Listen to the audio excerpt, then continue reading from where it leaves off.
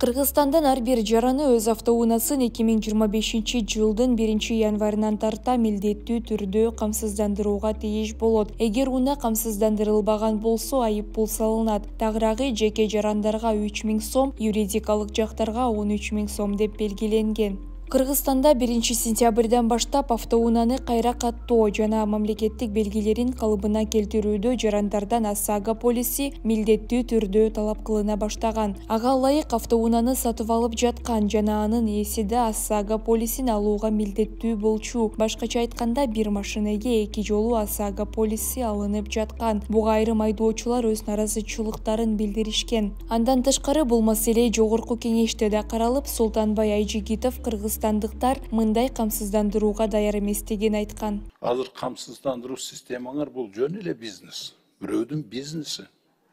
Анан силер еще булардын бизнеси жүрбөй калса, обязательно деп туруп, милдеттүү түрдө деп туруп, ошон бизнесиге эле жардам берип атасыңар. А жөнөкөй кишинин эч кандай кызыкчылыгы берде жок. Ошол жагыны караштырып койгула. Эгер муну эме кыла турган болсоңор, бул милдеттүү түрдө киргизе эле турган камсыздоо системаңар бүт барды элди только наразы кылат. Бул жерде реальность да жок. Жанагы справедливость дагы жок. Эч кандай учет жок. Жанагы ошол эле эмени автоматически болуш үчүн четкий тарифтер болуш керек. Услуга на восстановление, запчасттардын тарифтери туда-сюда бардыгы бир түрдө болуш керек да. Ал жок да.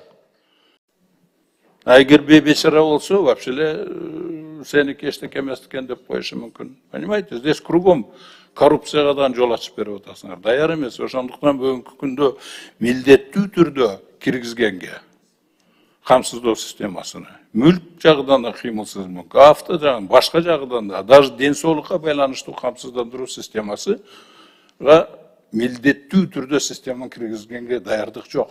Эч кандай. Жөнөкөй адамга пайдасы жок, только бизнеске эмеси бар.